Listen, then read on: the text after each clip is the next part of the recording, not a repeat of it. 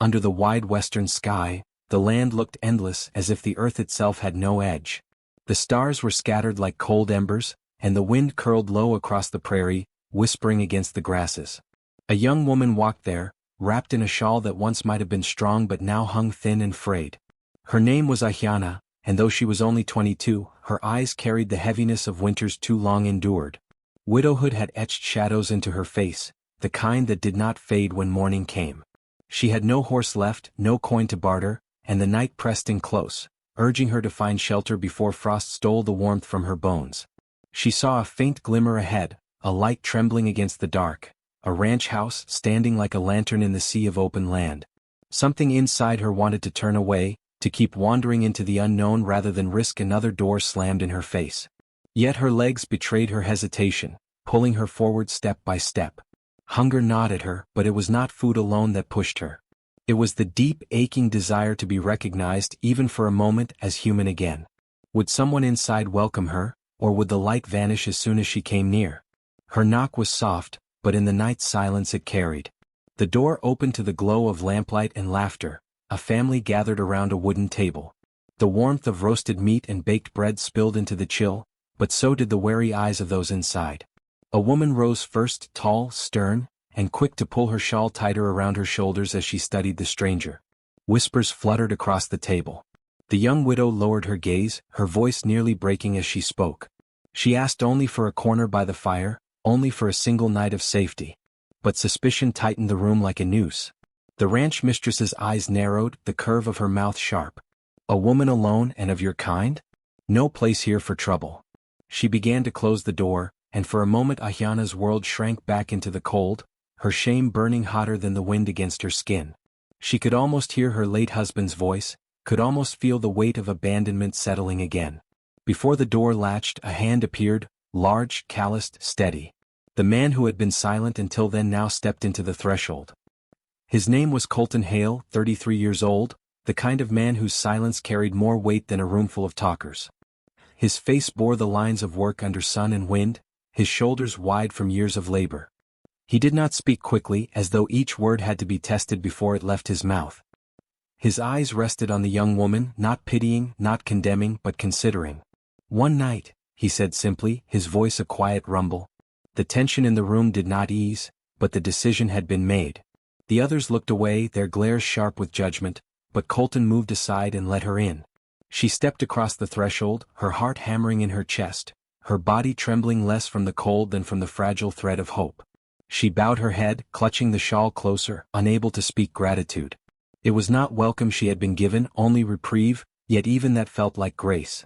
The fire snapped softly as she crouched near it, drawing her hands toward the warmth. A bowl of soup was set before her, though the woman who placed it down did not hide her disapproval. Every mouthful tasted like both gift and humiliation. Around her, hushed voices continued. "She'll bring trouble. No good comes of this. Mark my words." Each whisper pressed her lower against the earth, but she forced the soup down because pride could not fill her stomach.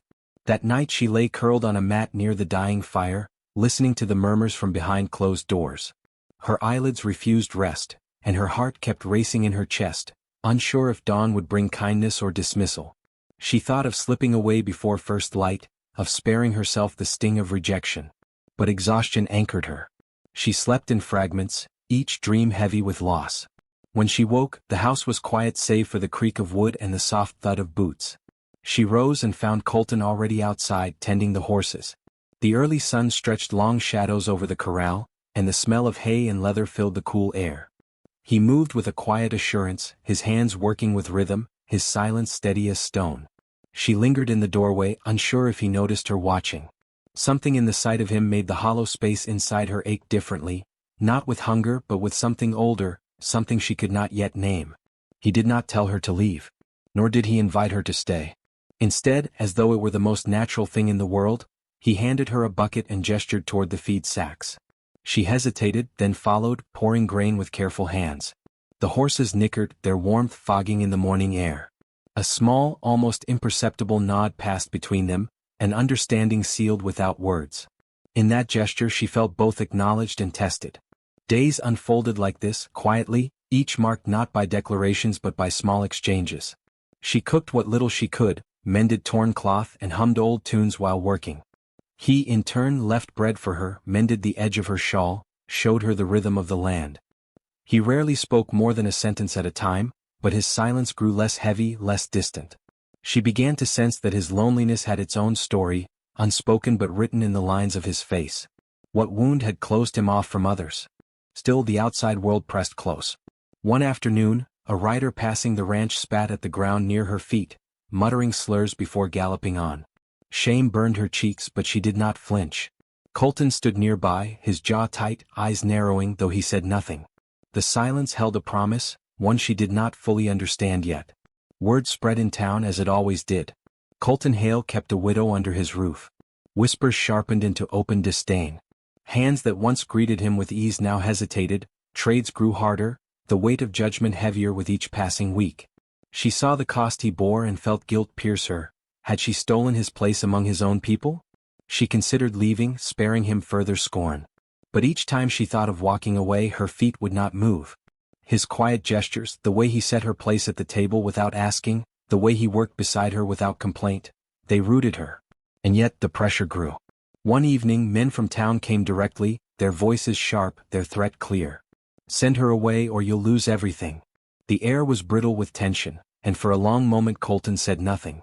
Ahiana felt the pull of despair again, her hand already reaching for her shawl, ready to walk into the night rather than cost him more. But then Colton's voice came, steady, certain. I've already chosen. He stepped forward, not in anger, but with a calm defiance that left no space for argument. In front of them all, he took her hand. The world seemed to hold its breath, the wind falling still. She trembled, not with fear, but with the startling weight of being seen, of being claimed not as a burden but as a partner. The eyes upon them promised hardship ahead, yet for the first time she felt her heart steady in her chest. The days that followed were not easy. The land did not soften, nor did the judgment vanish. But within the quiet of the ranch, a different rhythm took root. She laughed, a sound she thought she had lost while brushing the horses. He let his shoulders rest at night, no longer so burdened with silence. Together they stitched small mercies into something larger, a life neither of them had dared to imagine again. Stories like theirs do not end in grand triumphs or riches. They end in mornings of shared bread, in evenings of humming by the fire, in the slow weaving of dignity out of broken threads. Some hearts are not rescued in battles, but in the steady grace of ordinary days. And if you listen closely, walking the prairie at dusk, you might still hear her song rising with the wind, gentle, enduring, carried far beyond the limits of the land.